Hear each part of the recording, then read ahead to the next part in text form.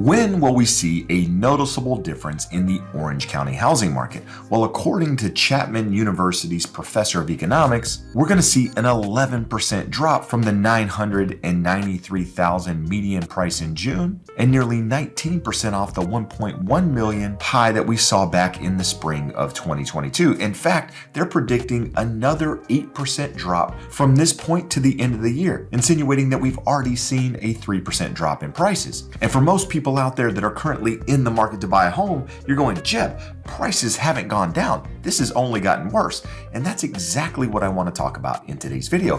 We're going to talk about what's happening in the Orange County housing market at the moment, what's driving prices, what's going on with inventory, what's going on with demand, and why I don't necessarily agree with the economic forecast by Chapman University. But before we do that, I want to take a minute and ask a favor. If you find any value in my videos at all, do me a favor and hit that thumbs up. Also, feel free to subscribe to the channel to stay updated on everything real estate related. So at the moment, Orange County is sitting on the lowest level of inventory that we've seen since they started tracking back in 2004, with only 2,400 homes actively on the market at the time I'm filming this video. Now, in order to provide a little context, last year this time we were sitting around 4,041 homes, whereas the 3-year average prior to the pandemic, 2017 to 2019, we were sitting on 6,776 homes, which is nearly triple where we are today. And that's exactly why we're still seeing competition out there in the market, especially since we've seen interest rates go from the low 3% range upwards of 7%. So while demand has backed down from the highs, we've also seen inventory fall to levels that we haven't seen before, which is more or less keeping things in balance and in turn stabilizing home prices. But here's the crazy thing. Over the last couple of weeks, we've actually seen demand pick up about 2%, which is totaling almost 1,600 homes. This again is the lowest level of demand that we've seen for this time of year since they started tracking back in 2004. So we have both demand and supply sitting at the lowest levels that we've seen on record. And unfortunately, we're not likely to see any major changes in either of them anytime soon. And part of that has to do to seasonality. Nearly 26% of homeowners out there sitting on interest rates below 3%, with another 45% of homeowners sitting on interest rates between 3 and 4%. So you have nearly 71% of homeowners out there with an interest rate below 4%,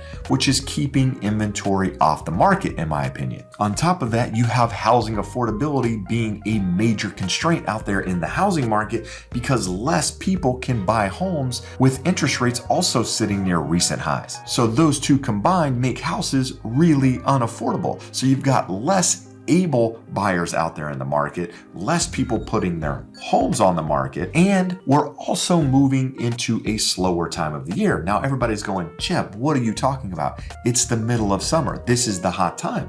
Well, typically this is the time of year when we start to see things start to slow down. It's seasonality in the market. It happens almost every year. Now, the last couple of years have been abnormal due to the pandemic, due to migration shifting, in addition to a lot of demand being pulled forward because of those super low rates. So the last couple of years we can't really count, but typically speaking, historically speaking, this is a time in the year when we start to see inventory peak as well as demand slow. Now, the summer gets all of the credit because that's when homes close that were put into escrow back in April, May, and June. They start closing during this time. So the summer gets all of the credit, when in all reality, this is a time when kids are out of school, families are out vacationing. They're not necessarily thinking about buying a home. Now, some people are because they're trying to make that transition prior to the start of the school year, which is about to happen for a lot of Orange County here in the next couple of weeks, which means, in my opinion, if we follow historical patterns, we're likely going to peak in inventory by somewhere between middle and the end of August, which means from that point forward, the market is likely going to continue slowing unless we see something noticeable happen with interest rates. Well,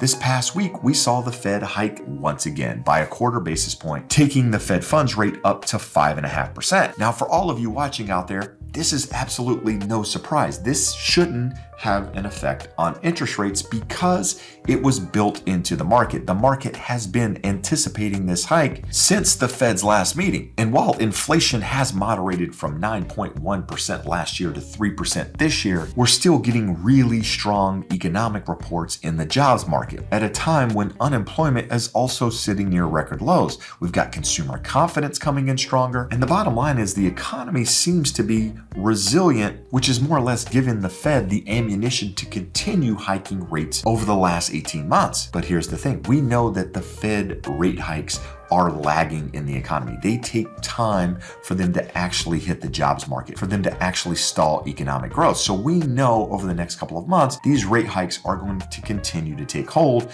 and the economy is going to continue to slow further, which should start to show up in the labor market towards the end of 2023 into 2024 versus just pushing forward trying to slow growth. And with that said, I think you're going to see the spread between the 10-year and the 30-year normalize just a bit, which should allow interest rates to move down. But I don't see any huge changes in interest rates over the next couple of months. I think we're kind of in this pattern bouncing between 6 and 7%. But with that, I do think we could see interest rates in the low 6s by the end of the year. And as interest rates come down, it's going to spur more buyer demand. But because you're not going to see a big noticeable difference in interest rates and you're moving into that slower time of the year, you're not likely to see a lot of inventory come to the market. In fact, inventory is likely going to peak here in the next couple of weeks and continue declining throughout the remainder of the year. Now, that's not to say you can't see some small bump ups here and there, but overall inventory will continue to move down, which means you're likely to have more buyer demand than you do supply on the market,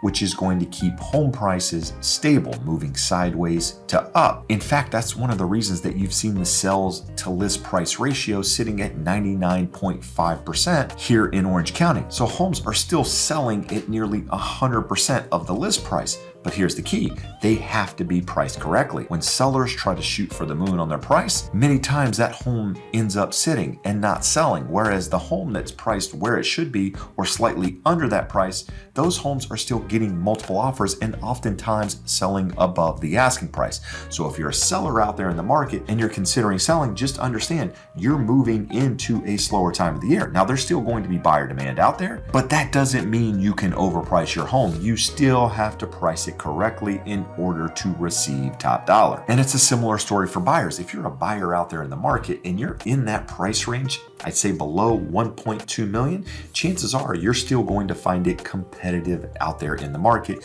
when that home is priced correctly. So just make sure, again, you're working with a professional. If you don't have one, would love the opportunity to help. Reach out to me directly and I can guide you in the right direction. But just make sure you're paying attention to what's happening locally so that you can put yourself in the best position to get your offer accepted. Now let's take a minute here and actually talk about Chapman University's economic forecast and why I believe it's a little bit more pessimistic than what's actually going to happen in the market. So just to recap what I said earlier in the video, they're expecting an 11% drop from the $993,000 price that we saw back in June and 19% off the $1.1 million that we saw back in the spring of 2022, which in turn translates to an 8% drop from the time this video is being filmed to the end of the year. But at the same time, they also say that homeowners with cheap loans acquired during the pandemic won't give up that low rate financing. So essentially they're in no rush to sell. So they essentially believe that those that have the low rates that we talked about earlier aren't going to be putting their homes on the market, which means inventory is likely to stay tight. They also say that they believe their interest rates are going to fall to 5.8% by the end of the year as the economy starts to cool down. So they think inventory is going to stay tight. They think that interest rates are going to pull back nearly 1% from where they are today. And with that, somehow they think prices are going to come down. And that's where I really disagree on two different things. One, the median home price. Is the median home price really that important?